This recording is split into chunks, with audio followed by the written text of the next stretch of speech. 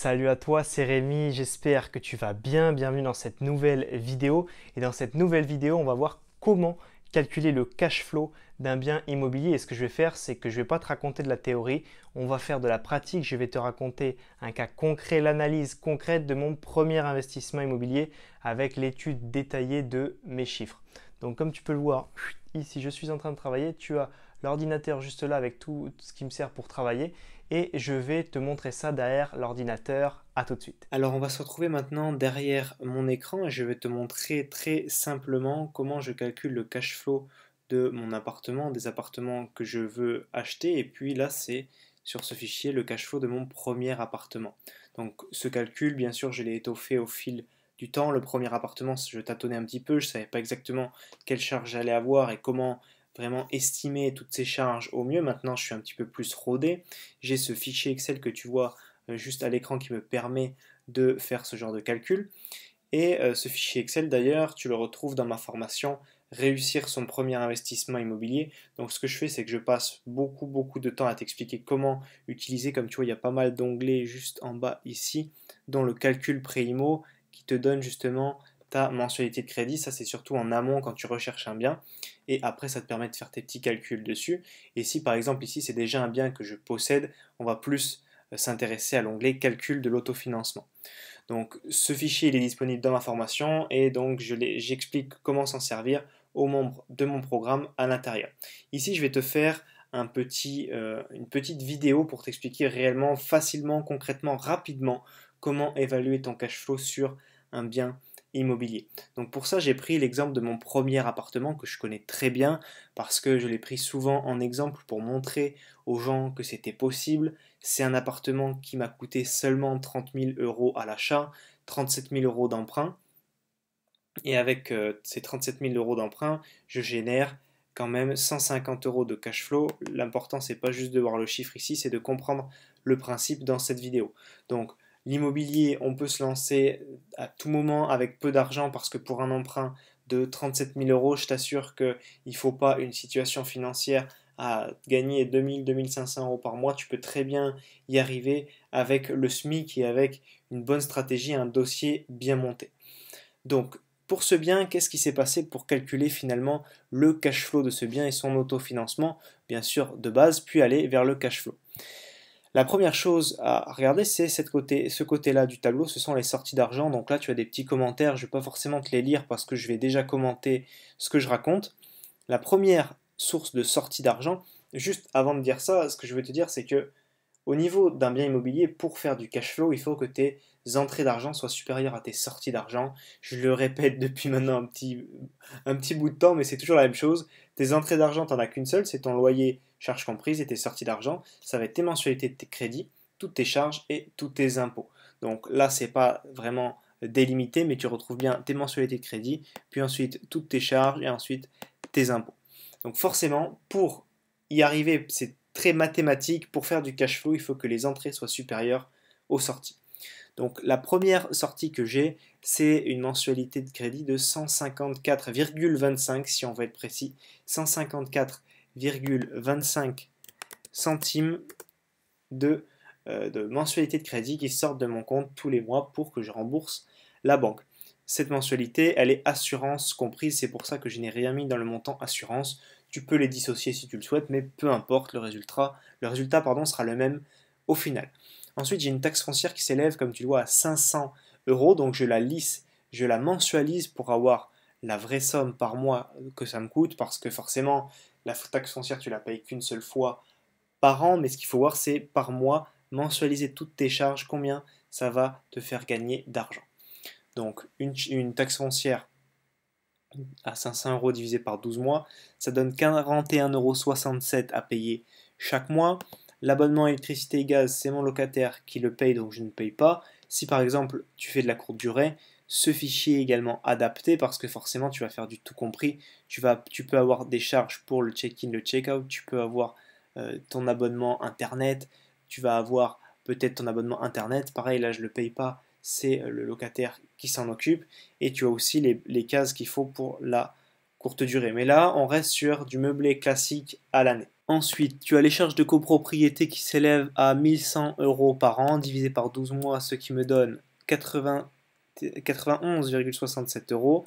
Mon assurance propriétaire non occupant, elle me coûte 5 euros par mois. Pas d'internet TV parce que c'est mon locataire qui le paye. Ce n'est pas de la courte durée, donc pas de charge de check-in, check-out. Ma cotisation foncière des entreprises, elle me revient au total sur ce bien à 8,25 euros par mois. Mon comptable me coûte 360 euros à l'année. Donc au début, c'était mon premier bien. Donc il me coûte le même prix pour un bien jusqu'à 4 biens. C'est par forfait en fait. Ensuite, au-delà de 4 biens, ce sera un forfait supérieur, etc. Donc ce que j'avais fait, c'est que forcément, pour ce bien, j'avais compté le comptable entièrement. Et ce que j'ai fait pour mes biens 2, 3 et 4, c'est que je n'ai pas compté de frais de comptable. Donc les frais de comptable, j'aurais pu lisser sur les 4 biens, mais je n'ai pas forcément envie. Ce que je voulais, c'était pas me dire, ah bah celui-là ne me rapporte pas 150, mais mettons 160 parce que le comptable est lissé sur plusieurs biens. Non, voilà, je l'ai compté une fois sur ce bien-là, je suis pas revenu sur mon calcul. Tu peux faire comme bon te semble. Donc 360 euros à l'année, 30 euros par mois. Pas d'autres charges, pas d'impôts parce que je suis en régime réel, meublé LMNP, que je suis en déficit avec toutes les charges qui incombent à mon bien et donc je ne paye pas d'impôts pendant 5 à 7 ans. Donc au total, je dois sortir de ma poche tous les mois pour que mon bien fonctionne normalement 330,83 centimes d'euros. Donc ce montant, c'est vraiment ce que mon bien doit, finalement, c'est ce que je dois mettre sur la table pour que mon bien puisse fonctionner, accueillir un locataire et fonctionner de manière tout à fait normale. Ensuite, ici, on va s'intéresser maintenant à l'argent qui va rentrer dans tes poches. Donc là, c'est la calcul des entrées d'argent avec ton loyer potentiel hors charge et ton loyer, les charges que tu demandes à ton locataire. Donc moi, c'est pas du potentiel parce que mon locataire me paye justement ce montant, il me paye 480 euros. Donc là, j'aimerais juste attirer ton attention sur un point que je cite souvent en exemple, une petite anecdote qui s'était passée, c'est que lorsque j'ai voulu louer ce bien, j'ai voulu faire cet investissement immobilier, j'ai été accompagné un petit peu par mon père qui m'a expliqué comment faire, qui m'a aidé beaucoup lors des travaux.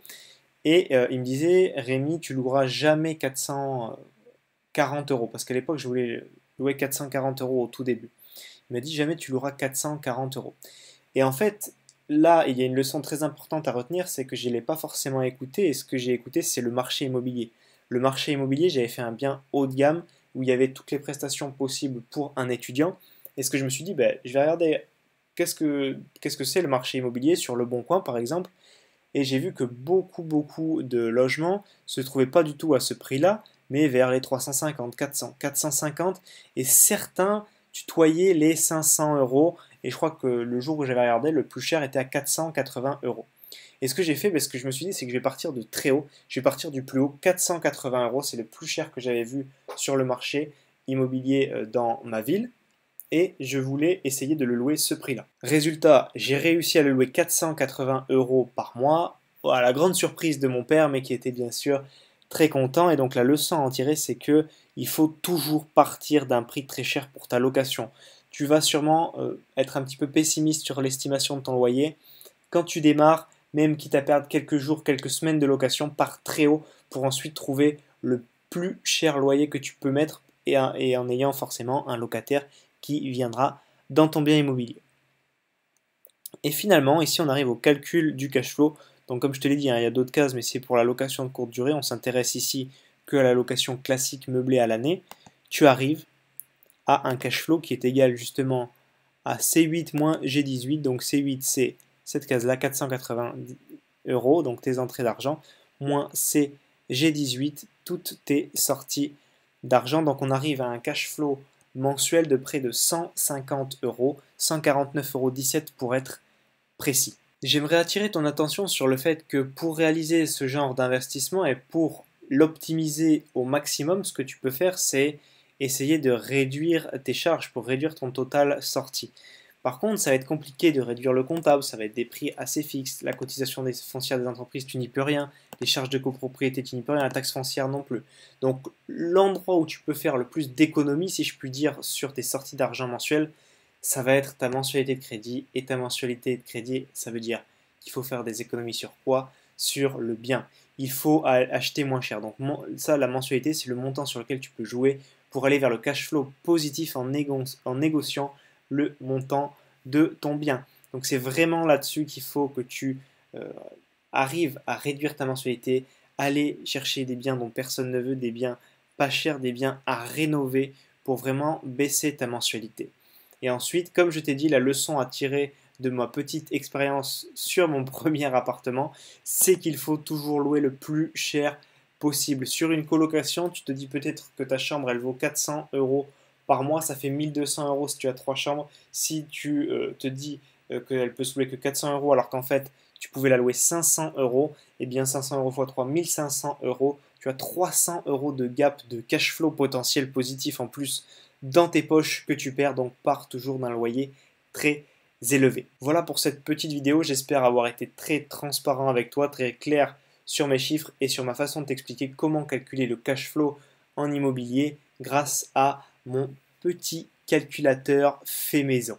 J'espère que cette vidéo t'a plu et t'a appris et t'a montré en toute transparence comment calculer le cash flow d'un bien immobilier. Tu as vu mes chiffres, mes propres chiffres de mon premier bien immobilier. Alors ce n'est pas des chiffres fantastiques, je ne fais pas 1000 € de cash flow sur ma première opération, mais tu ne peux jamais commencer par 1000 € de cash flow. Il faut commencer petit, prendre confiance et enchaîner. Donc j'espère que cette vidéo t'a vraiment aidé à comprendre comment calculer le cash flow d'un bien immobilier avec cette étude de cas détaillée. Si c'est le cas, pense à la liker, pense à t'abonner à ma chaîne YouTube. Et si tu veux savoir réellement, concrètement, comment réussir ton premier investissement immobilier, je t'ai préparé une série de 5 vidéos totalement offertes. Tu as juste à cliquer dans le lien qui se trouve dans la description de la vidéo ou sur le petit carré qui arrivera juste ici en bas de l'écran et tu recevras 1 heure de formation offerte qui t'expliquera de bout en bout, étape par étape, comment réussir ton premier investissement immobilier. On se voit de l'autre côté, c'était Rémi. Ciao, ciao!